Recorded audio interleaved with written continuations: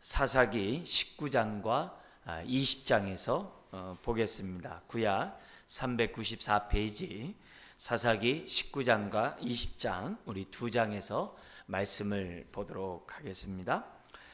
지금 이 사사기 결론 부분이 17장서부터 21장까지 이어집니다.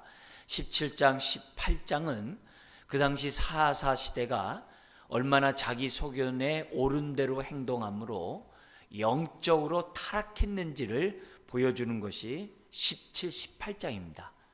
그래서 그 당시 사사 시대에 얼마나 타락했는지를 그 당시 레위 사람이 스스로 제사장이 돼요. 그것도 한 가정의 제사장이 될 뿐만이 아니라 자신의 이문을 쫓아 단 지파의 제사장으로 자처합니다. 그 당시 제사장은 아론의 후손만이 제사장이 돼요. 근데 그럼에도 불구하고 레위 지파는 아론의 후손이도 아님에도 불구하고, 물론 이제 자기가 뭐 후손이라고 자처할 수도 있겠죠. 그렇지 않음에도 불구하고 자기가 스스로 제사장이 되고자 하는, 그래서 일시장의 안위를 구하는 그 장면이 17, 18장에 나와요. 근데 그 제사장이 누구냐? 모세의 손자였다는 거예요. 그래서 우리가 지난주에 보면서 모세와 같은 하나님의 종의 가정과 자녀라고 해서 저절로 하나님을 경외하고 하나님의 사람으로 살아갈 수 있는 것은 아니다. 그래서 목사인 저를 비롯해서 여러분 모두 마찬가지예요. 여러분의 자녀가 신앙의 환경에서 자라갈 수는 있지만 그들이 저절로 부모들처럼 하나님을 경외하고 하나님의 뜻대로 살아가는 것은 아니다. 그래서 우리 모두가 먼저 하나님을 아는 저와 여러분들이, 우리 자손들이, 또 우리 주일학교 아이들이 신앙 안에서 잘 자라나갈 수 있는 방법이 뭔지를 우리는 정말 많이 생각해야 되고, 우리가 육적으로 자녀를 키우는 것 이상으로 영적으로 우리 자녀들을 어떻게 키워야 될지를 항상 생각해야 돼요. 그래서 17, 18장을 통해서 그 당시 결론 부분이지만 역사적인 순서가 아니라 그랬어요. 그 당시 사사기가 얼마나 영적으로 타락했는지를 17장, 18장을 보여준 거예요. 그리고 19장에서부터 21장은 뭐냐면 영적으로 타락하면 뭐 또 타락해요? 삶이 타락해요. 도덕적으로 삶이 올바른 삶을 살아갈 수 없어요. 그래서 도덕적으로 얼마나 타락했는지, 그리고 그 결과가 어떠했는지를 19장부터 21장에 보여주는 거예요. 그거는 그 당시 이스라엘 사람들의 삶의 모습이에요. 그러니까 영육간에 타락해요.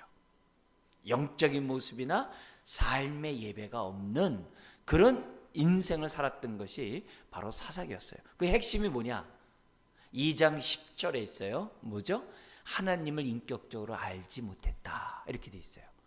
그래서 모세와 여호수아가 자신들은 하나님을 알았지만 그 자손들은 하나님을 인격적으로 알지 못했다. 그러니까 교육의 부재. 그 결과 그들은 어떻게 돼요? 하나님이 계심에도 불구하고 하나님을 하나님 되도록 모시지 않았어요. 즉 하나님을 왕으로 모시면 되는데, 그래서 그분의 통치하시는 바르면 되는데 그러지 않았어요. 오히려 자기 소견에 옳은 대로 행동했다. 왜? 탐심의 종이 되었기 때문에. 그 결과 그들은 하나님보다 우상을 섬겼고 하나님의 뜻보다는 자신의 정욕대로 행동했고, 심지어는 하나님도 뭐로 바꿔버렸다고 그래요? 하나님도 자신을 돕는 한갓 우상에 불과하도록 만들어버린 사람들이 가나안 땅에 들어온 이스라엘 백성이었어요. 그래서 이 사사기의 이런 모습을 보면서 오늘 우리가 살아가는 이 세대도, 이 시대도 지금 사사기의 시대와 전혀 다를 바 없다.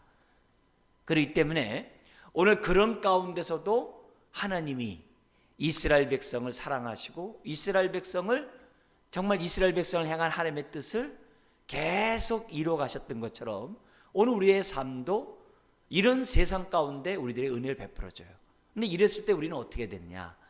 이 시대에 우리가 하나님을 경외하는 자로, 마치 여호수아처럼 또는 갈렙처럼 저와 여러분들이 하나님을 경외하는 자로, 어떤 세대에서? 이 약한 세대에서 우리 예수님 뭐라 그래요? 이 음란하고 악한 세대에서 정말 믿음 있는 자를 보겠느냐 말씀하셨는데, 우리가 그런 자의 삶을 살아가도록 오늘 이 자리에 나온 줄 믿습니다. 그래서 우리들이 이렇게 수요일날 주님 앞에 나오는 이런 자리가 더욱더 주님께 가까이 가는 계기가 되었으면 좋겠고요.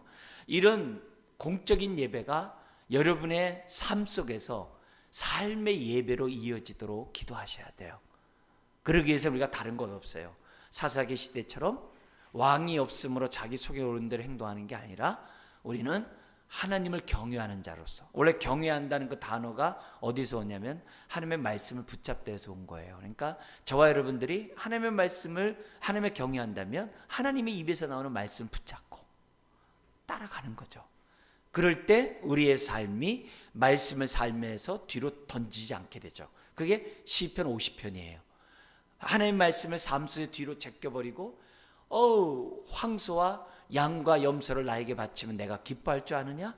나 기뻐하지 않는다. 왜? 이 모든 것은 다 내 거다. 내가 진정 원하는 것은 너희들의 삶 속에서 내 말씀을 뒤로 던지지 않는 거다.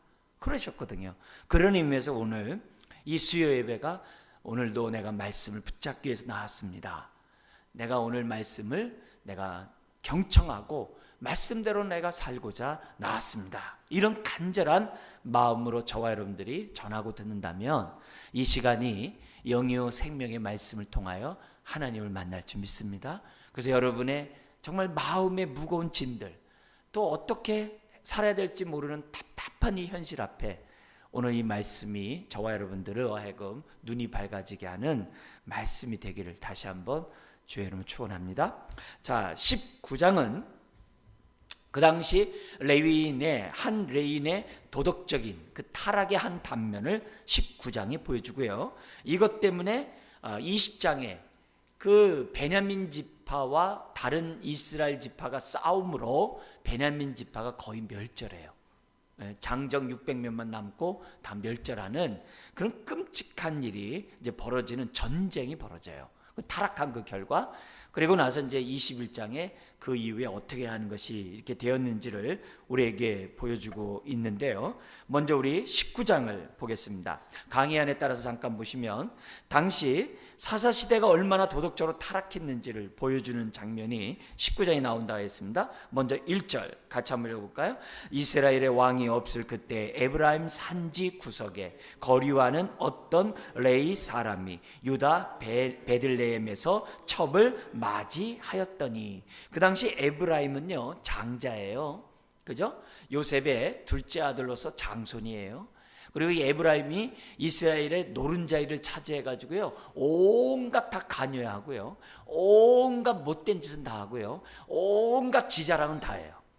그래서 나중에는 이 에브라임 지파를 중심으로 북이스라엘이 나올 정도로 아주 정말 하나님의 은혜에서 떠난 아주 고집센 지파가 됩니다. 그러다 나중에 이제 입다에게 까불다가 아주 그냥 박살이 난 사건이 있었죠. 그죠? 에브라임.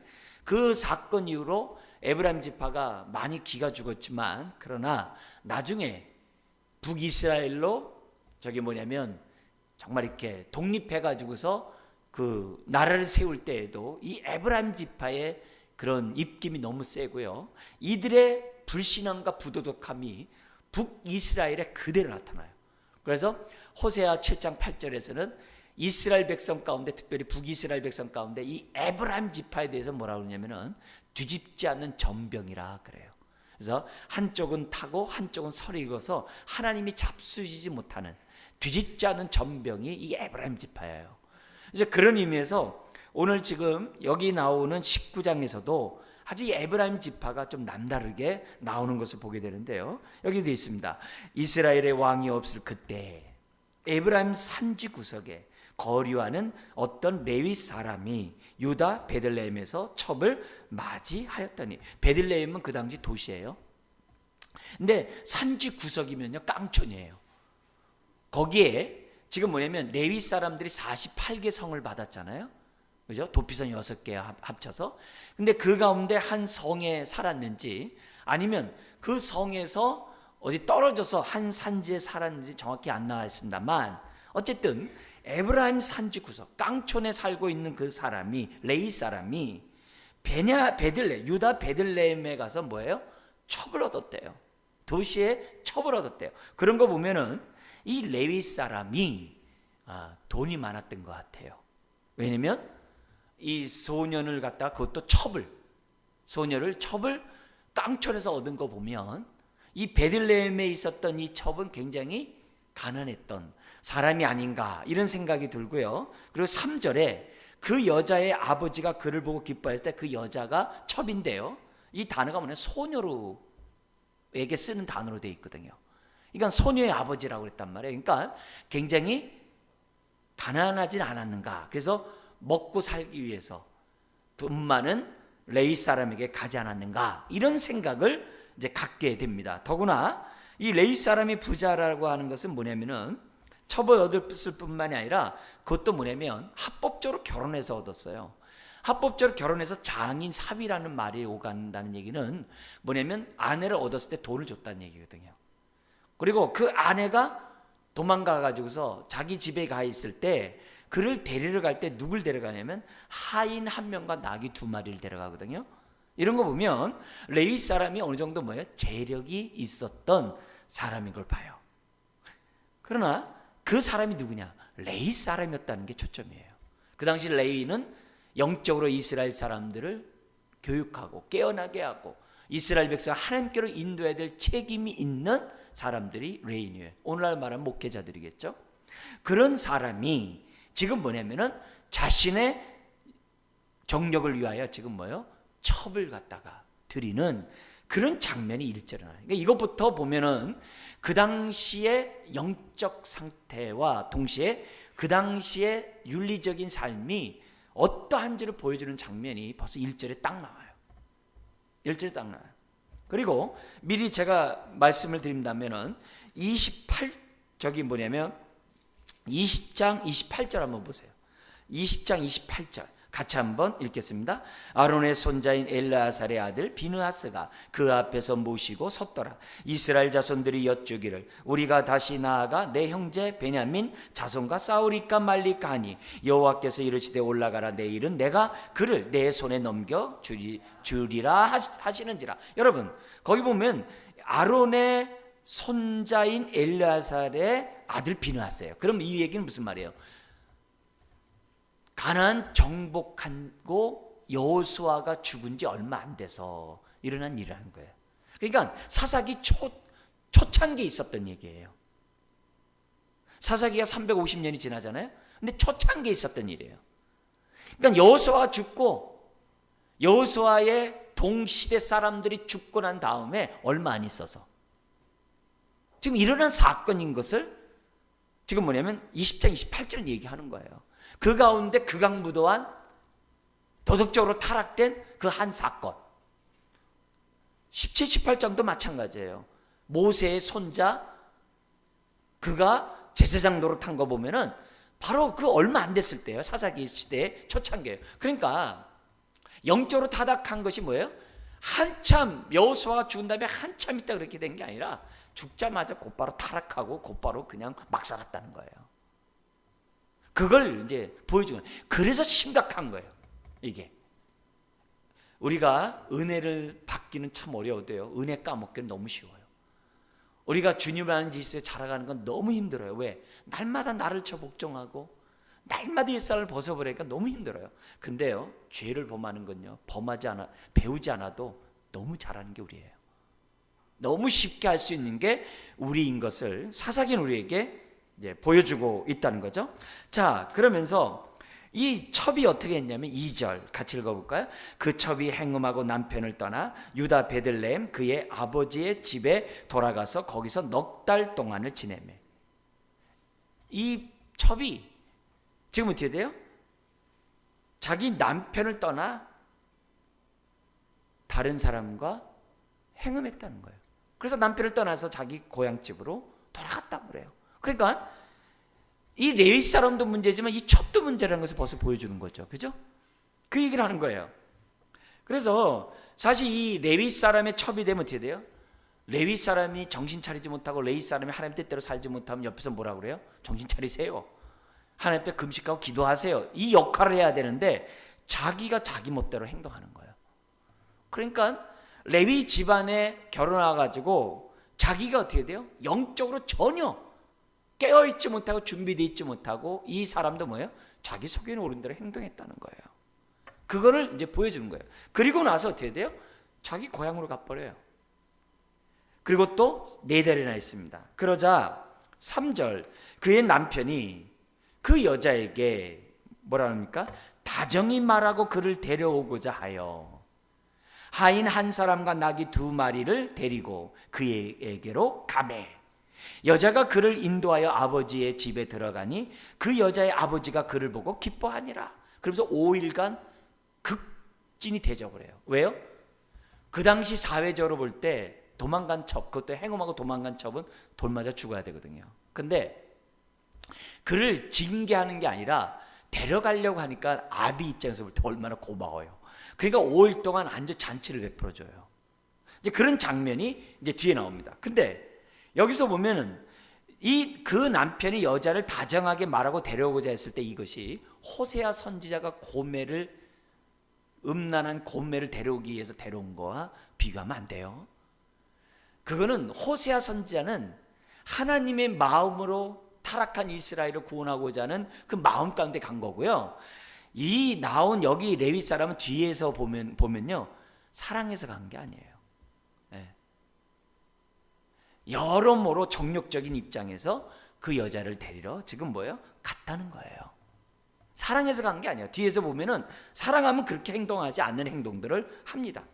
그러자 5일째까지도 뭐예요? 아주 극진하게 대접을 해요. 근데 9절에 보니까 그날도 어떻게 돼요?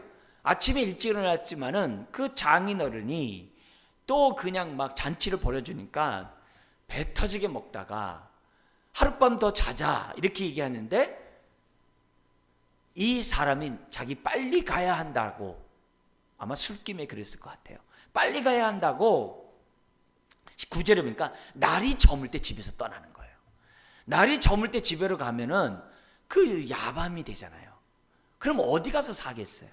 차라리 아침 일찍이 떠나면은 자기 집에 올 텐데 어두울 때 가버리니 날이 저물 때 가버리니 사단이 나는 거죠. 모든 화근이 여기서 또 이렇게 발생하는 이런 장면이 이제 9절이 그 실마리가 됩니다. 그래서 자기가 이제 잠을 안 자고 나가겠다고 하니까 어차피 가게 되죠. 그래서 10절에서부터 15절 이 레위 사람이 집을 나서지 얼마 안 돼서 보자 어두워진 거예요. 그래서 그가 여부스 지역에 이제 도착하게 됩니다. 근데 여부스는 그 당시 뭐냐면 이방 지역이었어요. 그러니까 이 레위 사람이 그래도 이방 지역에서 잠자는 것은 온당하지 않다. 유대 땅에서 내가 뭐냐면 잠을 자야겠다 해가지고 기브아 지역으로 가요. 그래서 기브아 도시로 들어갔는데 자신을 영접하는 사람이 아무도 없는 거예요. 그러니까 어째 낯설은 3사람이 길거리에 앉아 있는데 아무도 자기 집에 오라고 말하는 자가 없어요. 그게 15절까지예요. 근데 마침 16절 같이 한번 읽겠습니다.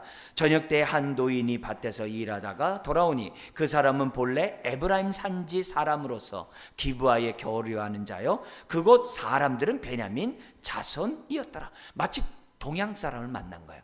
고향 사람을 만나니까 얼마나 극진히 대접하겠어요. 그죠? 그래서 자기 집에 이제 영접하게 되는 거예요. 그러니까 지금 자기 동양 사람 노인을 만났기에 그가 그래도 노숙을 하지 않았지 그렇지 않았으면 어떻게 돼요? 그냥 길거리에서 날밤 샐 뻔했어요. 이거는 그 당시 뭘 보여주냐면은 신명기나 모세율법에 보면 나그네를 극진히 대접하며 그에게 잠자리를 제공하는 것이 지금 뭐냐면 율법이었어요. 왜냐? 너희들이 애굽에서 나그네 되었지 않았느냐. 그런 것처럼 이제는 너희 삶 속에 나그네 된 자를 갖다 극진히 영접하라. 그렇게 돼 있는데 이 사람이 3사람이 길 어귀에서 그냥 노숙하는 지경이 됐다는 얘기는 그 당시 사람들이 그래요. 신명기 10장 19절의 말씀을 어기는 거예요. 나그네를 영접지 않는 말씀에서 떠나 있는 차가운 사회라는 것을 단적으로 보여줘요. 그러나 동양 사람 역시 나이 드신 분이 낫죠. 와가지고 뭐냐면은 어디서 왔고 지금 어디로 가려고 하느냐 여차여차 하니까는 이 노인이 얘기합니다. 그러면 우리 집에 들어오거라.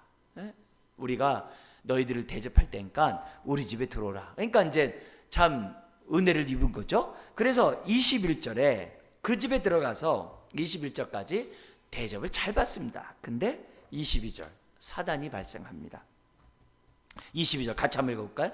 그들이 마음을 즐겁게 할 때 그 성읍의 불량배들이 그 집을 애워싸고 문을 두들기며 집 주인 노인에게 말하여 이르되 내 집에 들어온 사람을 끌어내라. 우리가 그와 관계하리라 하니. 이거 왜 또 날벼락입니까? 지금 21절까지는 참 좋았는데 그 집에 뭐냐면 불량배들이 온 거예요. 왜요?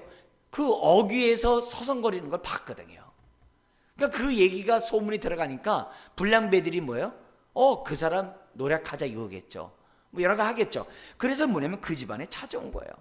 더구나 그 집안에 들어간 것까지 아는 거예요. 그 노인 집에, 그 깜깜한 거기에. 그렇게 된 거예요.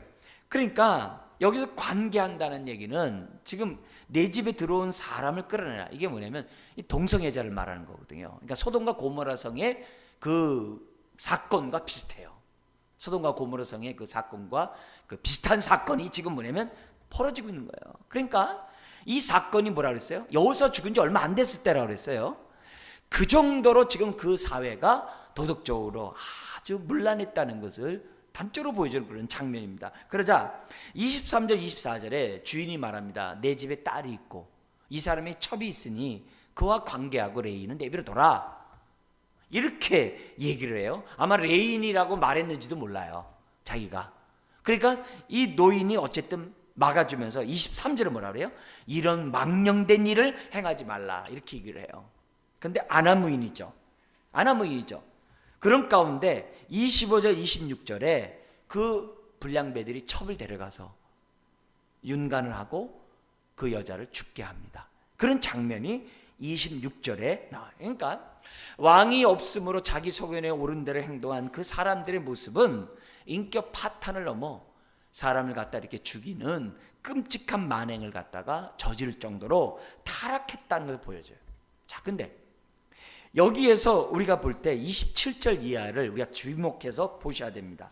여기 보면 27절 같이 한번 읽어볼까요? 그의 주인이 일찍이 일어나 집문을 열고 떠나고자 하더니 그 여인이 집문에 엎드러져 있고 그의 두 손이 문지방에 있는 것을 보고 그에게 이르되 일어나라. 우리가 떠나가자 하나 아무 대답이 없는지라. 이미 죽은 거예요. 여기서 보세요. 지금 집주인이 아침 일찍 일어나서 떠나려고 했어요. 여러분, 만약에 이 레위인이 그 첩을 사랑했다면 어떻게 돼요? 첩을 내주지 않았겠죠. 빼앗기지 않았겠죠. 무슨 수가 있어 찾아오려고 했죠. 근데 지금 뭐예요? 아침에 뭐예요? 자기 집에 가려고 일찍 일어나서 나가다가 첩이 죽은 걸 본 거예요. 이게 뭐예요? 너무 무심하고 무정하죠. 사랑했다라고 볼 수가 없는 거죠. 찾고자 하는 모습이 없는 거죠. 그러니까 이 레위 사람이 호세와 같다고 생각하면 안 된다는 거예요. 그만큼 아주 정욕적이고 이기적이고 아주 세속적인 레위 사람이었다는 것을 지금 보여주는 그런 장면이에요. 그래서 그 시체를 갖다가 힘이 없으니까 가지고 가서 자기 집에 가지고 12덩어리를 잘라요, 사람을. 그게 이 행동이 정상적입니까? 아무리 자기가 분하고 아무리 정말 화가 난다고 한들 자기 그 첩의 시신을 잘라가지고 12지파에게 보내야 됩니까? 저 길앗 사람까지 온 거 보니까 요단강 동편까지 보낸 거예요. 그것도 사람을 통해 보냈겠죠. 이게 정상적인 게 아니잖아요. 비이성적이잖아요. 근데 레위 사람이 이런 만행을 또 저질러요. 다 도끼기끼니에요. 그죠? 그러자 30절에 같이 한번 읽겠습니다. 그것을 보는 자가 다 이르되 이스라엘 자손이 애굽 땅에서 올라온 날부터 오늘까지 이런 일은 일어나지도 아니하였고 보지도 못하였도다. 이 일을 생각하고 상의한 후에 말하자 하니라. 여러분, 우선 여기까지 내용을 딱 보면은 우리가 보면 한 가정은 가정을 보면 그 사회의 도덕적인 단면을 보잖아요. 그죠? 그래서 건강한 가정이 있을 때 건강한 사회가 있는 거고, 심지어는 건강한 가정이 있을 때 건강한 교회가 있죠. 그래서 한 가정이 벌써 이렇게 레위 지방과 같고 그의 정말 사돈집의 집과 같은 첩의 집과 같은 모습이라고 한다면 그건 뭐예요? 그 사회가 어떻다는 것을 우리들에게 보여주는 거죠. 우리가 성경에 보면은 정말 하나님은 문화 명령을 창조한, 하나님의 형상을 따라 창조한 이 아담과 하와에게 문화 명령을 줘요. 생육하고 번성하고 충만하고 정복하고 다스리라고. 근데 그 문화 명령을 아담 한 사람에게 줬다라고 생각하면 안 돼요.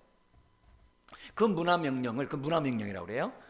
그 문화 명령을 갖다가 누구에게 준 거예요? 가족에게 줬다는 거예요. 그걸 잊으면 안 돼요.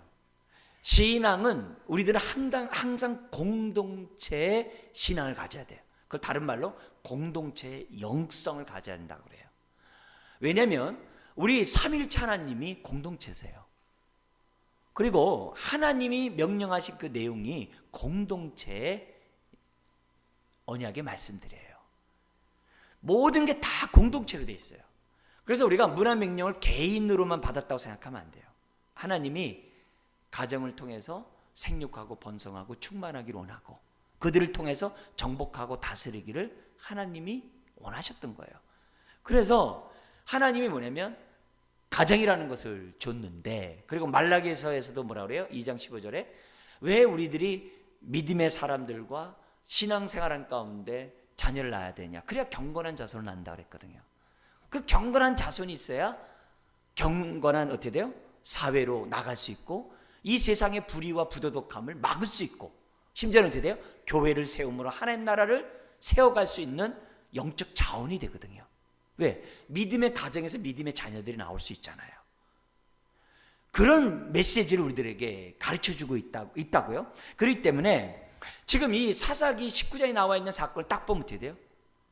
사사기 2장 10절을 생각하지 않을 수 없어요. 하나님을 인격적으로 알지 못했다. 그러니까 여호수아의 출애굽 세대 외에는 알지 못한 거예요. 그 가나안 땅에 들어와서 정복한 그 세대가 죽으니까 끝나버리는 거예요. 그런 끔찍한 모습을 보면서 오늘 우리들은 어떻게 돼요? 오늘 우리들이 현실을 봐야 돼요. 지금요, 우리들의 최우선순위가 내 자녀의 육적인 지식을 얻는데 혈안되어 있는지, 하나님을 알아가는데 우리가 자녀 교육에 혈안되어 있는지 우리들이 잘 알잖아요. 그거는 내 무게중심이 어디 있냐를 보여주잖아요. 그잖아요? 그런 의미에서 오늘 이 모습을 보면서 저나 여러분들이 돌이켜보면서 우리 가정의 영성을 봐야 하는 거예요. 목사인 저부터 여러분들 가정도 우리 가정이 얼마나 경건한 가정 가운데 우리들이 가정을 세워가고 있고 우리 가정을 통하여 이 세상과 교회가 얼마나 세워져 가고 있는지를 우리들에게 보여주는 거예요. 그리고 두 번째, 레위 사람은 그 당시 영적인 하나의 뭐예요? 다림줄이었어요. 영적인 하나의 정말 잣대였어요. 근데 17장 18장에서도 모세의 손자가 엉망이므로 미가 집안이 박살나고 심지어는 뭐예요? 단지파가 박살났어요. 뭐예요? 잘못된 영적 지도자 그 레위 사람 때문에. 여기 지금 19장 20장도 뭐예요? 똑같아요. 이 레위 사람의 잘못된 영성 때문에 지금 어떻게 돼요? 이 첩의 가정도 망가진 거고, 쉽게 얘기하면 이 사람 때문에 어떻게 돼요? 베냐민 지파가 멸절을 해요. 이건 뭘 얘기하는 거예요? 한 레위 사람의 잘못된 생각이 얼마나 파괴적인지를 우리에게 보여주는 거예요. 이 얘기는 목사인 저뿐만 아니라 여러분도 마찬가지예요. 여러분 한 사람이 잘못된 생각을 하면요, 여러분의 가정 그냥 끝나는 거예요. 여러분과 관계 있는 사람은 그냥 파탄이 이룰 수 있다는 것을 우리들에게 경고하고 있는 거예요. 그래서 이런 메시지를 보면서 오늘 우리들에게 거울로 삼아서 나도 이런 레위 사람처럼 하나님보다 세상을 사랑하고 하나님의 말씀보다 내 마음의 정욕대로 행하고 있는 그런 모습을 나에게 갖고 있다고 한다면 빨리 우리가 어떻게 돼요? 잠에서 깨어나야 돼요. 내 영혼아 깰쩌다면서 달리다금 해야 돼요. 달리다금 하지 않으면 우리가 언제 나 때문에 내 가족이 파탄나고 내 주변 사람들이 파탄나는지를 보여주고 있는 거예요. 그래서 이 두 가지 이런 이 19장에 나와 있는 이 사건을 보면서 우리가 뭐야? 기도할 게 많죠. 많죠. 우리 가정, 또 우리가 사는 이 세상 기도할 게 너무 많죠. 우리 뉴스 볼 때마다 이렇게 우리가 마음 아파하잖아요. 그런 부분들을 기도하면서 계속 기도해야 될 그런 사명이 오늘 저와 여러분들이 있는 거죠. 자, 그리고 나서 20장 넘어오는 거예요. 그래서 20장 1절부터 16절까지 보면 이 19장의 토막살인 사건으로 인해서, 토막살인은 아니지만 어쨌든 토막살인이라고 얘기할게요. 그런 살인 사건으로 해서 지금 베냐민 지파를 제외한 다른 모든 지파가 미스바에 다 온 거예요. 미스바에 모인 거예요. 그리고 그 미스바에 누구까지 모였냐면 20장 1절에 보면 길르앗 땅, 요단강 동편입니다. 그죠? 그 길르앗 땅, 입다가 나온 지역이에요. 입다 사사가 그 지역의 사람들까지도 뭐예요? 다 왔다는 거예요. 왜? 사람의 손이 왔고 다리가 왔는데, 머리가 왔고 몸이 왔는데 안 오겠어요? 온 거예요. 그래가지고 지금 뭐냐면 얼마나 모였냐면 40만 명이 모였대요. 이스라엘 민족 다 모인 거죠. 그래서 3절에서 7절에 사건 경위를 말하라고 얘기한 거예요. 그러니까 레위 사람이 말합니다. 이러이러합니다. 그러자 사람들이 드디어 8절 같이 한번 읽겠습니다. 모든 백성이 일제히 일어나 이르되 우리가 한 사람도 자기 장막으로 돌아가지 말며 한 사람도 자기 집으로 돌아가지 말고, 뭐예요? 기브아에 가가지고 아주 그냥 요절을 내자고 사람들이 일어선 거예요. 그러니까 40만 명이니까 어떻게 돼요? 능히 전쟁에서 베냐민 지파와 전쟁하더라도 이길 수 있는 거 아니에요. 근데요, 여기서 뭘 보셔야 되냐면 항상 불의에 대해서 지나치게 반응하면요, 그도 불의한 자예요. 말 잘 들으세요. 대통령이 막 이렇게 바뀌어요. 바뀔 때마다 유독 막 죄에 대해서 막 치잖아요. 역대 대통령들 보면은. 근데 정권 말기에 가면 똑같이 본인이 그 죄를 범하고 있어요. 그러면 왜 상대방의 죄를 어쩌면 그렇게 잘 찾아내요? 자기도 거기에 명수거든요. 그래서 청문회 하는 거 보면은 죄를 어떻게 기가 막히게 잘 찾아내잖아요. 그래서 막 낙마시키잖아요. 왜요? 거기에 자신도 잘 알고 있는 거거든요. 지금 뭐냐면 지금 누가 누구를 심판합니까? 지들도 다 뭐 우상 숭배하고 하나님 앞에 악을 행하고 있는 주제에 지금 뭐예요? 지금 언제 지들이 베냐민의 무슨 뭐 심판하는 공의의 사도라고 이렇게 합니까? 말이 안 되잖아요.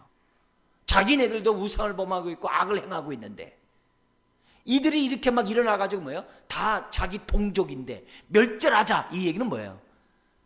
그들도 악 가운데 사는 사람이라는 것을 단적으로 보여줘요. 앞으로 그게 보여준다는 거죠. 그래서 그걸 우리들이 염두에 두고, 여러분, 남의 죄에 대해서 지나치게 정죄하면요, 내가 지나치게 의로움으로 자기 자랑하거나 나도 똑같은 죄를 범하는데 내 죄를 숨기려고 그렇게 했다고 생각하셔야 돼요. 둘 다 나쁜 거예요. 나쁜 거예요. 자, 그래서 거기 뭐냐면, 근데 이 문제가 뭐냐면 두 가지 문제가 있어요. 하나는 뭐냐면 베냐민 지파 사람은 한 명도 초대를 안 했어요. 자기네들끼리 재판한 거예요. 네? 인민 재판이겠죠. 자기네들끼리 한 거예요. 심지어는 뭐예요? 레위 사람 한 사람 말만 들은 거예요. 자신의 죄는 얘기 안 해요. 자신의 잘못은 얘기 안 해요. 그리고 뭐예요?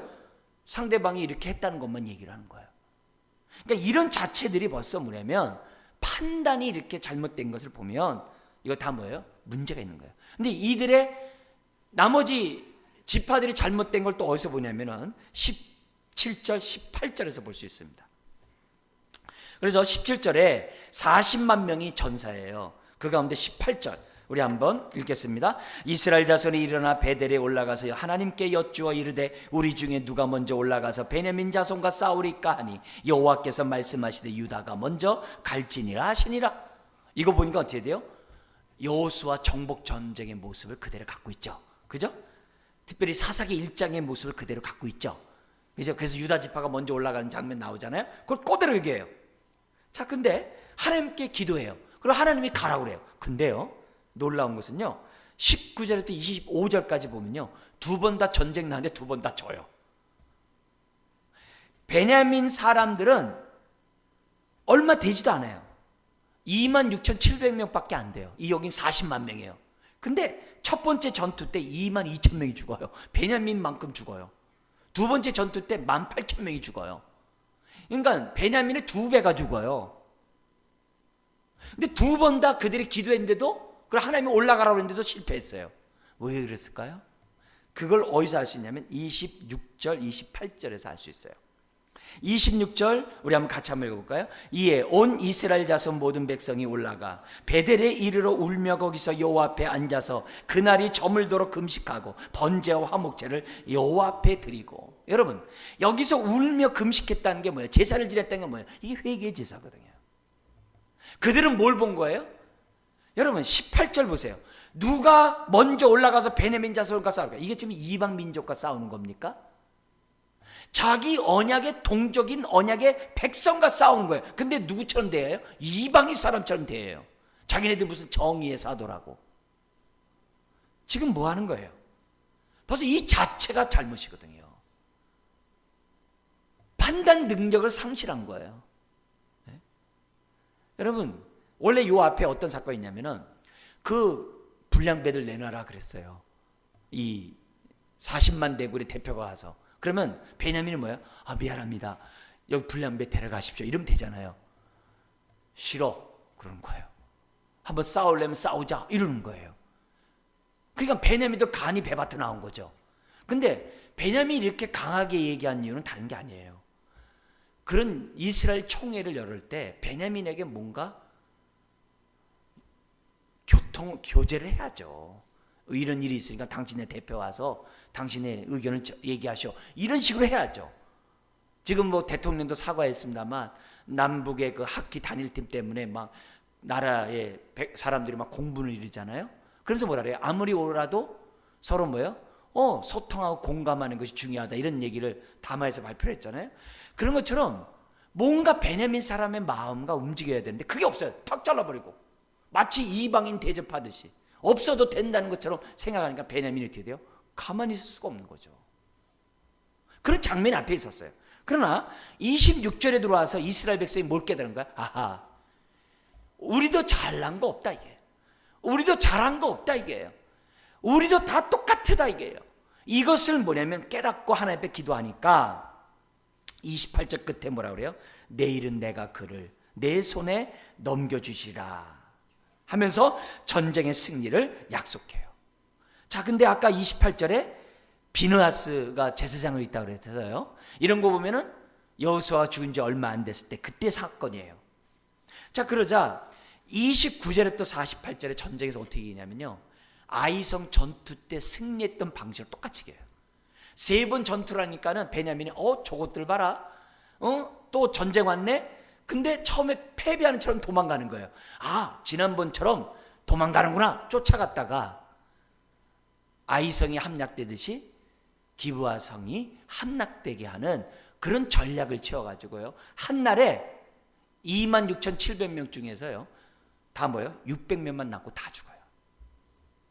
그런 사건이 29절 이하에 나오게 됩니다. 그래서 30절에 또 35절에 보면은 25,000명이 당일날 죽어요.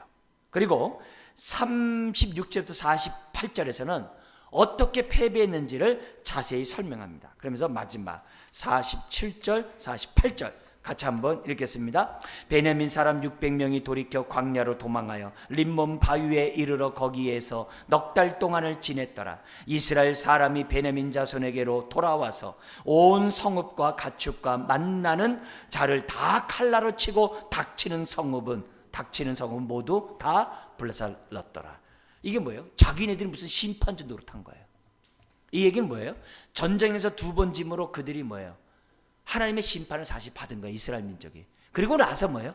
베냐민의 그 악행을 하나님이 심판하는 장면이 나온 거예요. 결국 내전이지만 내전의 승리는 아무도 없는 거예요. 다 패배자만 있고. 그러나 그 이면에는 뭐예요? 하나님 앞에 악을 행한 자들이 어떤 형벌을 받는지를 보여주는 이 장면이 본문에 나와 있어요. 마지막 말씀을 좀 한 말씀 하고 마치겠는데요, 여러분 강연에 있는 것처럼 항상 음행과 폭력은 같이 갑니다. 네, 같이 갑니다. 이거는 영적으로 타락하면 자기의 정과 욕심대로 살게 되어 있고, 정과 욕심대로 사는 사람들은 항상 폭력이 따라가게 되어 있어요. 우리가 하나님을 왜 섬겨야 됩니까? 하나님을 섬겨야 하나님의 형상을 닮아요. 하나님의 형상을 닮아야 저와 여러분들이 비인격적인 사람이 아니라 인격적인 사람이 돼요. 그래서 우리 형상의 좁은 의미가 지정의잖아요. 그죠? 하나님의 형상을 닮았다, 인격적으로 닮았다. 인격의 3요소가 뭐예요? 지정의잖아요. 그래서 우리가 이스라엘 백성이 범죄함으로, 하나님의 자녀들이 범죄함으로 지가 무지하게 됐어요. 그래서 무지한 자를 지혜롭게 하기 위해서 선지자를 세워요. 부정한 자를 갖다가 정하게 만들기 위해서 제사장을 세워요. 불의한 자를 의롭게 하기 위해서 왕을 세워요. 그래서 하나님은 선지와 제사장과 왕을 통하여 이스라엘 백성을 하나님의 형상을 닮아가도록 구약에 역사하셨어요.